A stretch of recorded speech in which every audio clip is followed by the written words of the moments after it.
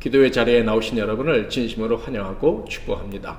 오늘도 말씀 듣고 기도하는 시간 갖도록 하겠는데요. 구약성경 에스겔서 8장 1절부터 11장 25절 말씀, 에스겔서 8장 1절부터 11장 25절 말씀을 통해서 주시는 은혜를 받고자 합니다. 에스겔서 11장 4절 5절 말씀을 먼저 봉독해 드리겠습니다. 그러므로 인자야, 너는 그들을 쳐서 예언하고 예언할지니라. 여호와의 영이 내게 임하여 이르시되 너는 말하기를 여호와의 말씀에 이스라엘 족속아, 너희가 이렇게 말하였도다. 너희 마음에서 일어나는 것을 내가 다 아노라. 아멘. 오늘은 우상숭배의 실체라는 제목으로 하나님 말씀을 상고하겠습니다. 에스겔 선지자는 하나님이 세우신 특별한 선지자였지만 그 백성들에게 어느 정도 인정을 받기까지는 시간이 필요했습니다. 14개월의 시간이 필요했죠. 1절을 보면 바로 14개월 만에 유다 장로들이 그에게 나왔다는 것을 알 수가 있습니다. 1장 1절과 참고해 보면 분명히 알 수 있는데요. 8장 1절만 읽어보면 여섯째 해 여섯째 달 초다스에 나는 집에 앉았고 유다의 장로들은 내 앞에 앉아 있는데 주 여호와의 권능이 거기에서 내게 내리기로. 여섯째 해 여섯째 달 초다스가 바로 주전 592년 6월 5일로 에스겔이 소명을 받은 지 14개월이 되는 때입니다. 이렇게 장로들이 에스겔 앞에 나왔을 때 하나님께서 권능으로 에스겔에게 임하셨죠. 그래서 그가 환상을 보고 그들에게 예언을 하게 하셨습니다. 그때 바벨론에 포로된 자들이 살던 그발 강가 근처에 있는 그의 집에 있었을 것입니다.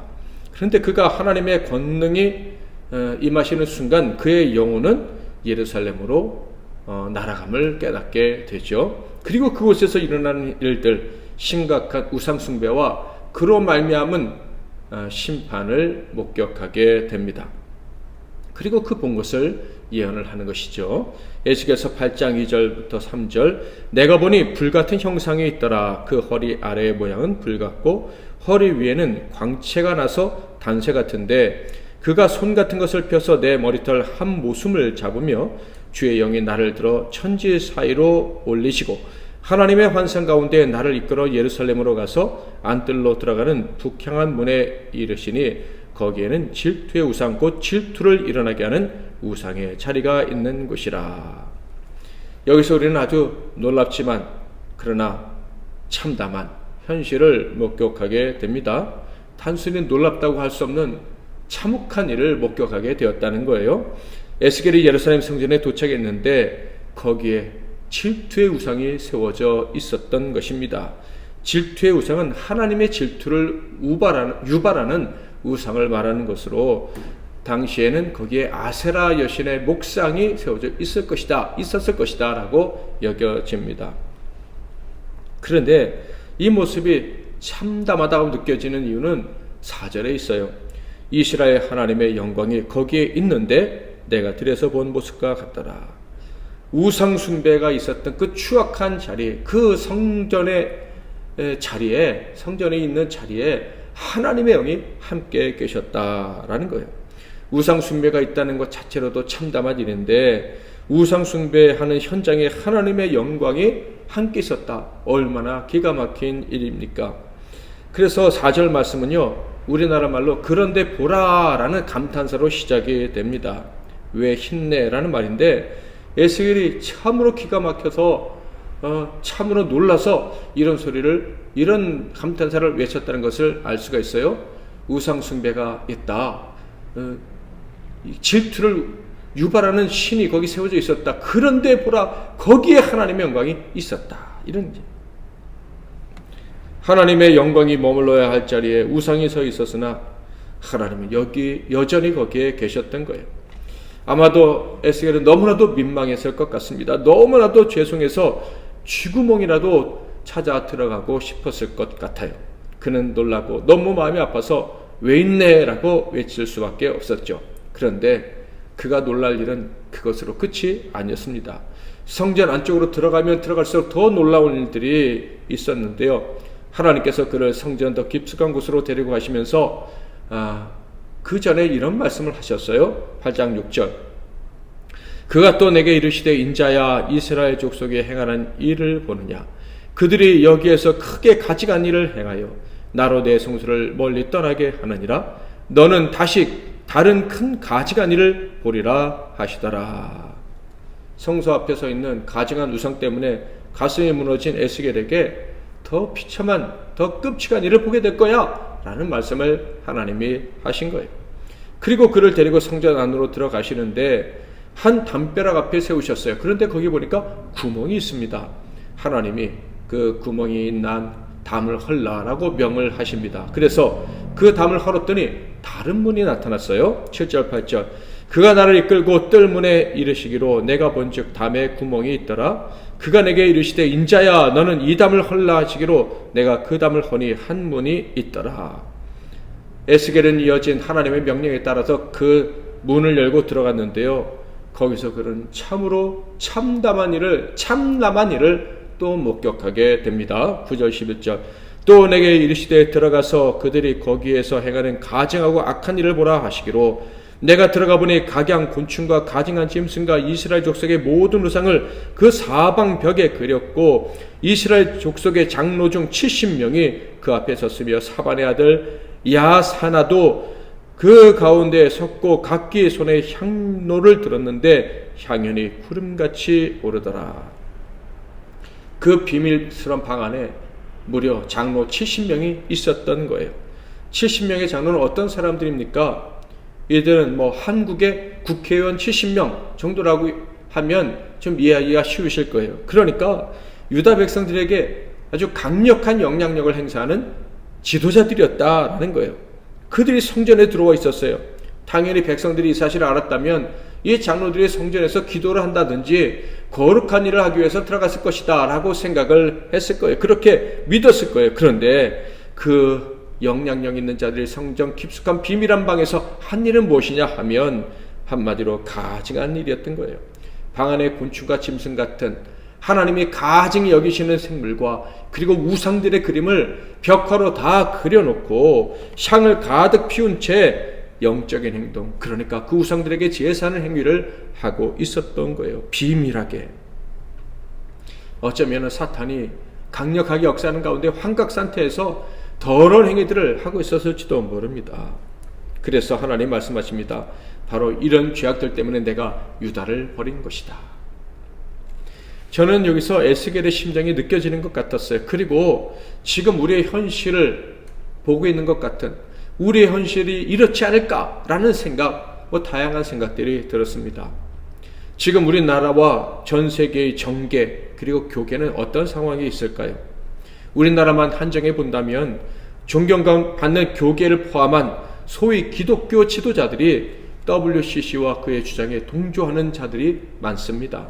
동성애, 종교다원지, 귀신 숭배까지 용인하는 그런 일을 존경받는 교계의 지도자들이 하고 있다라는 거예요.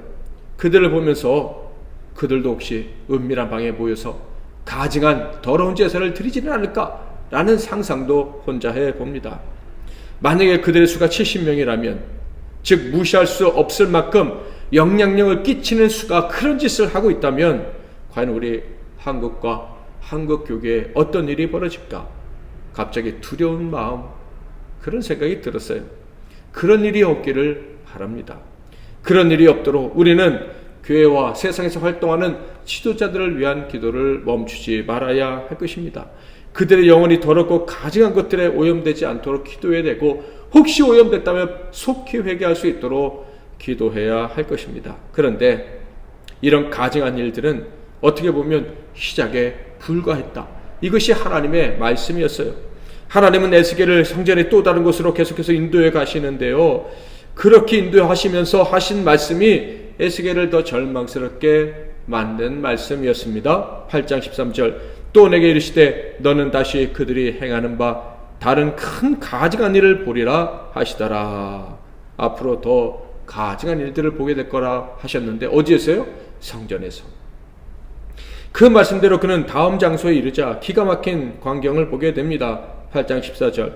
그가 또 나를 데리고 여호와의 전으로 들어가는 북문에 이르시기로 보니 거기에 여인들이 앉아 단무스를 위하여 애곡하더라. 성전에서 여인들이 단무스를 위해서 애곡했다, 눈물을 펑펑 흘리면서 울었다, 이는 얘기예요. 여기서 단무스는 고대 수메르의 신입니다. 수메르를 36,000년 동안 통치했다고 그렇게 일컬어지는 그런 가짜 우상이죠. 그런데 이 신이요, 그의 아내인 이안나에게 추방돼서 지하세계로 쫓겨났답니다. 그래서 땅을 더 이상 통치할 수 없게 되었대요. 그런 신을 위해서 이 여인들이 통곡을 하고 있는 거예요, 성전에서요. 그 이유는 무엇일까요? 그 이유는 이 단무스가 뜨거운 여름철이 지나면 부활해서 식물 세계를 통치한다는 믿음이 있었다는 거예요. 사람을 통치하지 못하니까 식물 세계를 통치한대요. 그래서 식물들이 말라 죽는 여름에 이 여인들이 통곡하며 기도하면 이 단무스가 깨어나서 비를 내려 식물들을 살려주고 곧 먹을 것을 제공해 준다라는 거예요. 이 기가 막힌 거짓 신앙 때문에 여인들이 모여서 통곡을 했는데 성전의 북문에서, 성전을 향해 나아가는 그 문에서 이런 행위를 했다라는 거예요. 그런데 하나님은요, 이것이 끝이 아니고 또 있다라고 말씀하셔요. 15절. 그가 또 내게 이르시되 인자야, 내가 그것을 보았느냐? 너는 또 이보다 더 큰 가증한 일을 보리라 하시더라.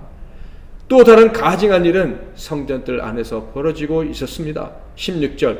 그가 또 나를 데리고 여호와의 성전 안뜰에 들어가시니라. 보라, 여호와의 성전 문 곧 현관과 제단 사이에서 약 25명이 여호와의 성전을 등지고 낯을 동쪽으로 향하여 동쪽 태양에게 예배하더라. 그곳에는 약 25명의 사람이 있었는데 대담하게도 성전을 등지고 하나님을 배신하고 동쪽 태양에게 예배를 하고 있었다라고 합니다. 도대체 성전 안뜰에 있는 이 25명은 어떤 사람들입니까? 성전 안뜰, 즉 성전의 번제단 너머는요, 제사를 집전하는 제사장들만 들어갈 수 있는 곳입니다. 그러므로 이들은 모두 제사장들이었던 거예요.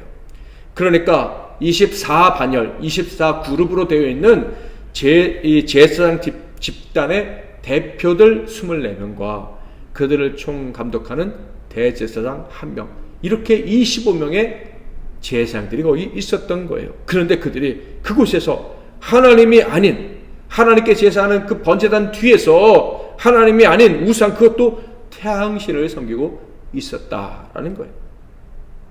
그러니까 하나님을 예배하는 성전에서 제사장들은 태양신을, 여인들은 단무스를 섬기고 있었다. 얼마나 기가 막힌 일입니까? 풍요를 위해서 태양과 비의 신들을 섬기고 있었던 것이죠. 우리를 먹이시고 살리시는 분은 누굽니까? 이스라엘을 먹이시고 살리시는 분은 누구십니까? 그들에게 생명을 주시는 분이 누굽니까? 여호와 하나님 한 분 아닙니까? 그런데 그들은요, 하나님을 섬긴다고 하면서 실제로는 태양과 단무스에게 먹을 것을 달라고 빌고 있었던 거예요. 얼마나 탐욕이 가득했으면 하나님이 주시는 그 때를 기다리지 못하는 거예요. 오늘날도 성전에서 많은 사람들이 예배하며 하나님을 섬기고 있지만 인간의 방법으로 먹을 것을 구하는 자들이 얼마나 많은지 모르겠습니다. 하나님을 이용하고 거짓을 행하고 심지어 다투고 싸우면서 자기의 이익을 위해서 애쓰는 자들이 얼마나 많은지 성전에서 태양신과 단무스를 섬기는 자들과 다를 바 없다는 것을 우리는 기억해야 할 것입니다. 그런데 역겨운 일은요, 여기서 끝나지 않았어요. 하나님께서는 에스겔에게 또 다른 많은 것들을 목격하게 하십니다. 17절. 또 내게 이르시되 인자야, 내가 보았느냐? 유다 족속이 여기에서 행한 가증한 일을 적다 하겠느냐? 그들이 그 땅을 폭행으로 채우고 또다시 내 노여움을 일으키며 심지어 나뭇가지를 그 코에 두었느니라. 우상 숭배자들의 가증한 행동뿐 아니라 그들은 가증한 행동에 더해서 폭력까지 일삼았고, 그러니까 성전과 또 그들이 사는 삶의 현장에서 폭언을 행사하며 살았다라는 거예요. 실제로 우상 숭배자들이 얼마나 잔인한 행동들을 많이 합니까? 그것이 제사장들의 모임인 그 곳과 그리고 그들을 따르는 사람들의 무리 가운데 나타났다라는 거예요. 완전한 무질서, 영적인 무질서의 상태에 빠진 모습을 이 에스겔 선지자가 보게 된 것입니다. 당연히 이들에 대한 하나님의 최후 결정은 무섭고 단호할 수밖에 없었어요. 8장 18절 그러므로 나도 분노로 갚아 불쌍히 여기지 아니하며 긍휼을 베풀지도 아니하리니 그들이 큰 소리로 내 귀에 부르짖을지라도 내가 듣지 아니하리라. 어떻게 하나님의 이름을 부르고 심지어 기름 부음을 받은 사명자들, 제사장들이, 장로들이 이런 행위를 할 수 있을까요? 당연히 영적으로 그들의 눈이, 귀가, 마음이 어두워졌기 때문입니다. 그들의 지각이 더러운 죄악으로 완전히 무뎌졌기 때문입니다. 그래서 에스겔은 몸이 떨어져 있는 그 먼 곳에서도 볼 수 있었지만 그들은 볼 수 없었어요. 특히 그들이 보지 못한 것은 무엇입니까? 거기에 임재하신 하나님의 영광이었어요. 그들의 눈이 어두워서 그곳에 하나님이 계시며 그곳에 하나님이 계시면서 모든 것을 볼 수 있다는 것을 그들은 알지 못했다라는 거예요. 그래서 하나님께서 심판을 명하시면서 그 사실을 선지자에게 알리라고 하시면서 다음과 같은 사실도 알리도록 하셨어요. 에스겔서 11장 4절 5절 말씀 그러므로 인자야 너는 그들을 쳐서 예언하고 예언할지니라 여호와의 영이 내게 임하여 이르시되 너는 말하기를 여호와의 말씀에 이스라엘 족속아 너희가 이렇게 말하였도다 너희 마음에서 일어나는 것을 내가 다 아노라. 하나님이 다 아신다는 사실을 간과함으로 심판을 받는 자들에게 그들이 간과했던 가장 중요한 사실을 알리라고 하신 거예요. 하나님이 모든 것을 다 보고 알고 계신다는 사실이죠. 하나님은 모든 것을 아십니다. 우리가 은밀한 중에 행하는 모든 것, 생각하는 것까지 다 아십니다. 모르시는 것이 없으십니다. 그래서 예수님께서는 우리가 은밀한 골방에서 드리는 기도까지 하나님이 다 들으신다라고 말씀을 하셨던 거예요. 그런데 모든 것을 아시는 이 하나님을 사람들이 무시한 이유가 무엇입니까? 무엇보다도 하나님이 오래 기다려주시기 때문이에요. 사랑하시기 때문에 경고하시고 회개를 촉구하시면서 오래 기다려주시는 거예요. 그런데 영원히 어두운 그들은요 오히려 더욱더 교만해집니다. 그래서 때가 되면 하나님의 심판을 받을 수밖에 없는 거예요. 하나님이 오래 기다려주셔도 돌아오지 않는 자들에게는 결국 무서운 심판이 임할 수밖에 없는 것이죠. 그래서 9장 1절부터 보면 드디어 죽이는 자들이 등장하는 날이 오는데 에스겔이 목격하게 됩니다. 1절 2절 또 그가 큰 소리로 내 귀에 외쳐 이르시되 이 성읍을 관할하는 자들이 각기 죽이는 무기를 손에 들고 나오게 하라 하시더라. 내가 보니 6사람이 북향한 윗문 길로부터 오는데 각 사람의 손에 죽이는 무기를 잡았고 그 중에 한 사람은 가는 베옷을 입고 허리에 서기관에 먹그릇을 찼더라. 그들이 들어와서 놋제단 곁에 서더라. 그런데 이 죽이는 자들이 죽이는 일을 하기 전에 하나님이 먼저 그들에게 놀라운 명령을 내리죠. 9장 4절 여호와께서 이르시되 너는 예루살렘 성읍 중에 순행하여 그 가운데서 행하는 모든 가증한 일로 말미암아 탄식하며 우는 자의 이마에 표를 그리라 하시고 바로 모든 것을 아시는 주님께서 이스라엘과 성전 안에 있는 그 가증한 행동들 때문에 탄식하는 자들이 있다는 것을 아셨던 거예요. 그래서 그들을 심판 중에 살리시려고 이마에 표식을 만들어 주라는 명령을 내리신 거예요. 그러니까 그 어두운 세상에도 하나님의 은혜를 입고 구원을 받는 자들이 있었다라는 것을 알 수가 있어요. 이것이 우리에게 얼마나 소망이 되는지 몰라요. 그러나 머리에 표식을 받아야 될 이 진실한 자들은 그때 당시 어떤 마음이었을까요? 그들은 하나님께 어떻게 기도했을까요? 아마 이렇게 기도했을 것 같아요. 하나님 왜 이런 일이 일어나야 합니까? 왜 하나님은 우리의 기도를 듣지 않으십니까? 왜 우리의 교회에서 우리의 땅에서 죄악을 제하지 않으시고 지도자들이 더욱더 타락하게 하시며 그 결과 나라와 가정이 무너지는 비참한 일을 당하게 하십니까? 왜 의인들도 믿음의 사람들도 고통을 당해야 합니까? 라고 부르짖었을 거예요. 도대체 믿음이 어떤 의미가 있느냐는 마귀의 유혹에 마음이 흔들리는 그런 순간도 있었을 거예요. 너무 고통스러워서 믿음을 과연 지켜야 되나 하는 그런 생각이 찾아왔을지도 몰라요. 어쩌면 그들은 우리는 하나님께 잊혀졌다라고 생각을 했을지도 모릅니다. 그런데 분명한 것은요, 마음의 비통함을 가진 자들, 하나님 앞에 온전히 서지 못한 사람들과 그 상황 때문에 아파하는 사람들은 하나님이 기억하시고 끝까지 보호해 주신다는 것입니다. 무서운 재앙이 계속될 때에도 하나님은 그곳에 함께 계셨습니다. 이것은 우리에게 희망이 됩니다. 더러운 재앙에도 불구하고 버리지 않으셨다는 증거예요. 그런데 결국 하나님께서는 성전을 떠나시게 됩니다. 그 이유가 이제 곧 나타나게 되는데, 에스겔이 바로 절망에 빠지는 사건이 발생합니다. 하나님께서 유다, 곧 하나님이 택하신 백성들을 완전히 멸망시킬 것 같다는 생각이 든 거예요. 하나님이 심판하셔도 그 영광 중에 계시니, 영광 가운데 임재하셨으니 그래도 희망이 있다는 생각을 했는데, 어느 순간 하나님의 영광이 떠나면서 이제 완전히 예루살렘은 끝났다라는 생각이 들자 에스겔이 절망을 하게 됩니다. 그렇다면 구체적으로 에스겔이 결정적으로 절망하게 된 이유가 무엇입니까? 그것은 아주 악한 자였지만 그래도 25명 중에 있었던 한 사람 제사장, 특별히 여호와께서 구원해 주셨다라는 이름을 가진 제사장을 하나님이 죽이신 사건이 발생했기 때문입니다. 에스겔이 예언하는 중에 그를 죽이신 거예요. 그래서 에스겔은요, 절망에 빠져서 비명을 질렀습니다. 비록 악한 자였지만 여호와께서 구원해 주셨다라는 이름에서 그런 희망을 발견할 수 있다고 생각했는데 하필이면 하나님이 그 사람을 죽이신 거예요. 그래서 이렇게 비명을 지르죠. 에스겔서 11장 13절, 이에 내가 예언할 때 분하야의 아들 볼라다가 죽기로 내가 엎드려 큰 소리로 부르짖어 이르되, 오호라 주 여호와여, 이스라엘의 남은 자를 다 멸절하고자 하시나이까 하니라.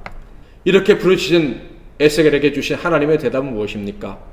바로 하나님이 성전을 떠나신 이유에 관한 것이었어요. 하나님은 성전을 떠나셨지만 이스라엘을 떠나지 않으셨다는 것을 보여주십니다. 곧 바벨론 포로로 끌려간 자들과 함께하고 그들과 함께 돌아와서 예루살렘을, 성전을 깨끗게 하실 계획을 가지고 계셨던 거예요. 11장 18절에서 20절, 그들이 그리로 가서 그 가운데 모든 미운 물건과 모든 가증한 것을 제거하여 버릴지라.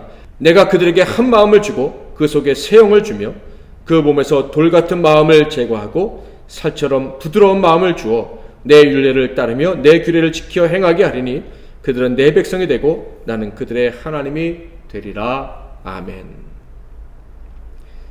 사랑하는 성도 여러분, 오늘 말씀은 예언의 말씀이라 다소 어려운 부분이 있지만 결코 우리와 동떨어진 말씀은 아닙니다. 말씀을 들으면서 느낄 수 있으셨을 거예요. 오늘 말씀을 통해서 정말로 이 땅에는 비멸한 장소가 있겠구나. 그것에서 세상에서 혹은 교회에서 존경받는 자들이 모여서 가증한 행위를 할 가능성이 있겠구나. 그래서 많은 신자들과 이 세상 만물에게 하나님이 재앙을 내리시더라도 이상한 일이 아니겠구나 라는 생각을 하게 됩니다. 정말로 마지막 심판의 때가 가까이 왔습니다. 이 마지막 때에 우리가 해야 될 일은 무엇일까요? 무엇보다도 영안이 활짝 열려야 할 것입니다. 하나님이 주신 믿음이 우리 안에서 작동을 해야 할 것입니다. 그래서 가증한 일들에 대해서 아픔을 느끼며 하나님께 통곡하며 기도할 수 있어야 할 것입니다. 가증한 자들과 함께 이 세상의 욕심에 타협함으로 가증한 일에 동참하는 일이 절대 없도록 하나님 앞에서 깨어 있어야 할 것입니다. 그래서 하나님의 긍휼하심이 보장되는 인생이 되어야 할 거예요. 우리의 이마에 긍휼의 표가 쳐져야 할 것입니다. 이를 위해서 우리의 행위가 언제나 마지막까지 선한 것이 될 수 있기를 바랍니다. 히브리서 말씀과 같이 서로 격려하고 마지막까지 함께 하나님 앞에 섬으로 말미암아 마지막 심판날에 건진받고 많은 사람들을 또 살리는 저와 여러분이 될 수 있기를 주님의 이름으로 축복합니다.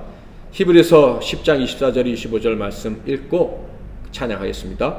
서로 돌아보아 사랑과 선행을 격려하며 모이기를 피하는 어떤 사람들의 습관과 같이 하지 말고 오직 권하여 그날이 가까움을 볼수록 더욱 그리하자. 아멘. 주 안에 우린 하나 찬양하겠습니다. 주 안에 우린 하나 모습은 달라도 예수님 한 분만 바라네. 사랑과 선행으로 서로를 격려해 따스함으로 보듬어 가리. 주님 우리 안에 함께 하시니 형제 자매의 기쁨과 슬픔 느끼네. 내 안에 있는 주님 모습 보네.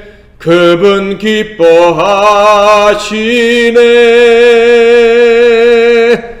주님 우리를 통해 계획하신 일 부족한 입술로 찬양하게 하신 일 주님 우리를 통해 계획하신 일 너를 통해 하실 일 기대해.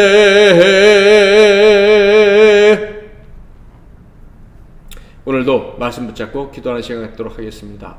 어쩌면 오늘날 우상숭배는 우리에게 너무 가까이 와 있는지도 모르겠습니다.